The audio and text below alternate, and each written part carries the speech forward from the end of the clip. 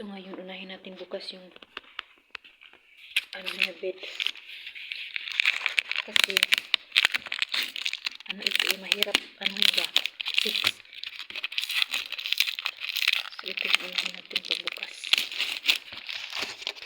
Kasi yung ano, hindi daw siya marunong mag ano assemble yung tatay niya.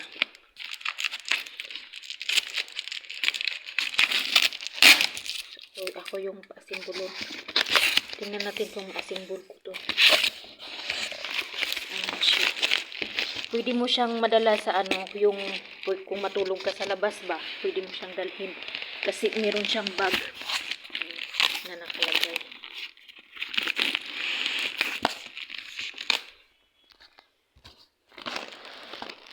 Ang hirap.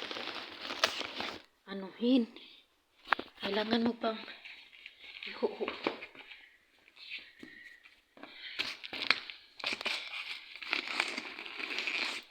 Sana yung kahoy, sana yung bilhin namin. Kaso na ano ako ba na baka mauntog yung ulo niya. Magbukol-bukol. Maganda din yung kahoy kasi ano, bakod. Pero ito yung pinili ko. Kasi pwede mo lang siyang matiklop kaysa kahoy. Pero tinggahiya guys. Kailangan birahin. Birahin natin. So, ilagay muna natin dito yung ano, yung camera. Nakalimutan ko yung ano nakalimutan ko yung holder ba.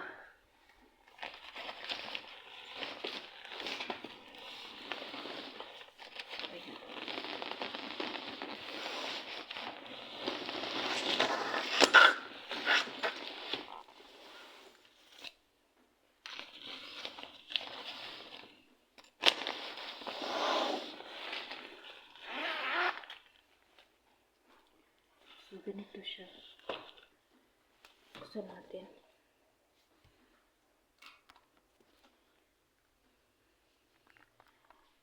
So, ayan. Ayan na siya.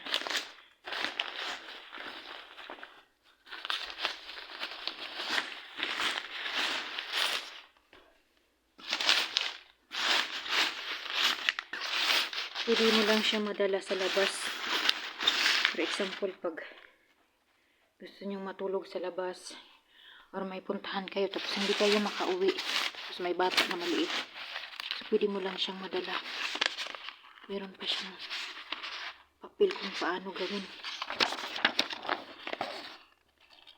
Ayan o, may demo. Ano to? Tag.